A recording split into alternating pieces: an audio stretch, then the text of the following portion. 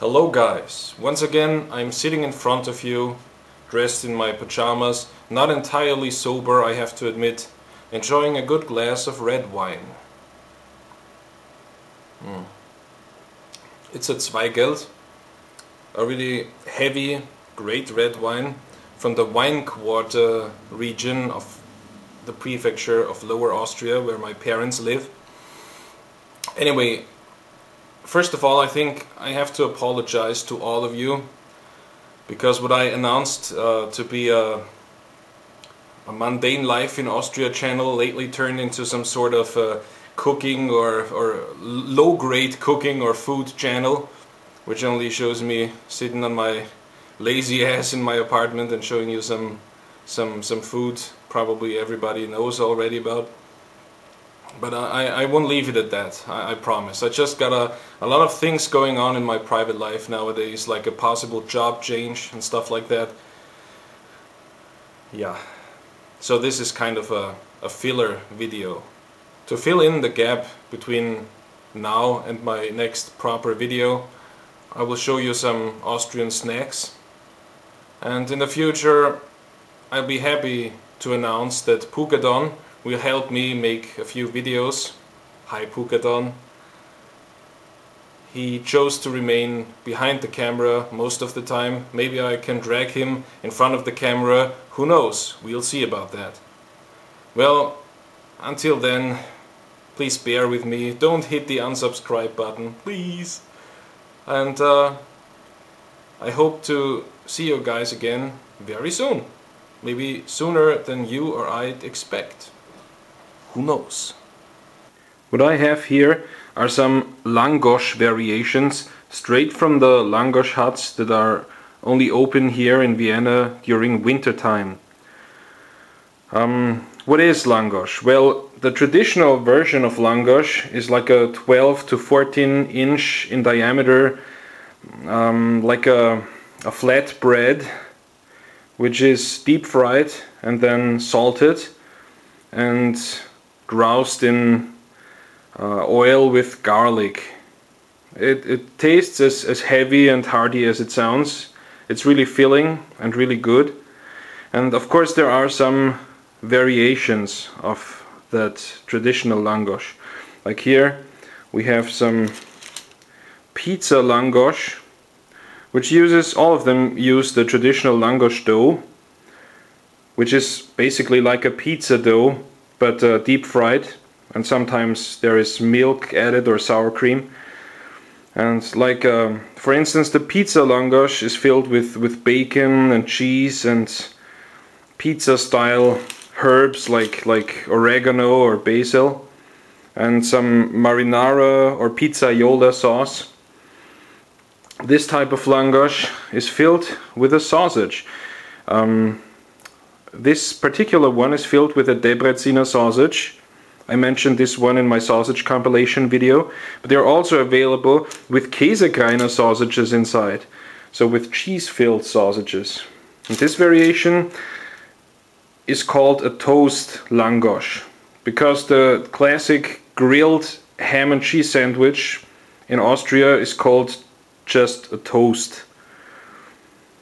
It's filled with ham and cheese and then deep fried. The word Langosch comes from the Hungarian language. I think lang means something like flame in Hungarian, but please correct me if I'm wrong. The dish itself derives from a time when Austria and Hungary were part of one big empire. Now that's a real nostalgic treat for me, because I remember when I was a little boy back in the 80s, I used to eat that as a snack very often. Just take some plain bread, put a thick layer of butter on it, and you're good to go.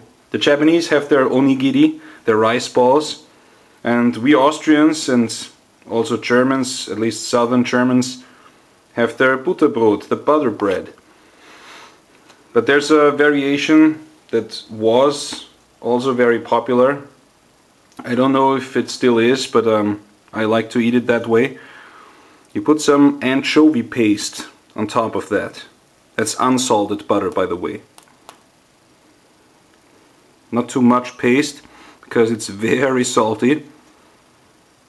Basically it consists of anchovies, extra salt, and olive butter. And now you give it a good spread. You spread it along the butter, all over it. And there it is. You're good to go. Anchovy paste butter bread. Yummy. This is a Krapfen, like we call it. I guess you could call it an Austrian style donut, although the dough is not exactly of the donut sort. It's got a more rough texture and is probably not as sweet as a donut. But they are very popular here. They go extremely well with your coffee in the morning or during a break. And you can get them filled with vanilla flavored custard cream, or the most popular version with apricot jelly. The trick is to locate the hole they made filling it. And once you found it, take a huge bite.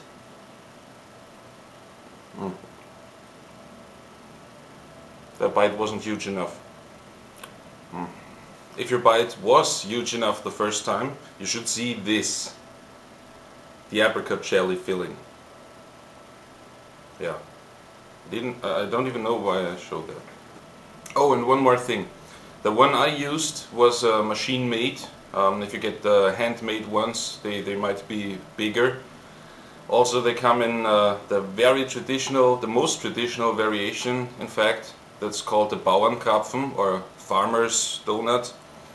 They have no filling at all, are kind of flat, with or without powdered sugar. I'm gonna make myself a classic grilled ham and cheese sandwich. You can get that in virtually every cafe and tavern in Austria. So I'll have some classic toast, maybe the little bit bigger version than usual, some cooked ham, some slices of cooked ham, and instead of Gouda or Gouda, I don't know what the correct pronunciation of this Dutch cheese is, I'm gonna make it with Traungold. It's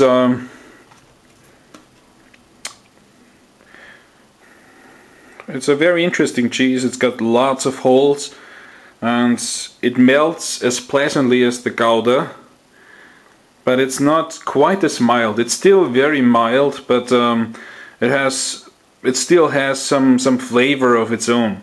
So it melts perfectly and it's got a real good flavor to it. Right, those grilled cheese sandwiches are about done, and I'm going to eat them with a big heap of Austrian ketchup.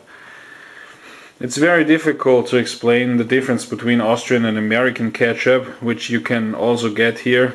The Austrian version is about a little thicker, has got more of a sweet and sour kind of taste, maybe like a bit more of a tomato paste like taste going on.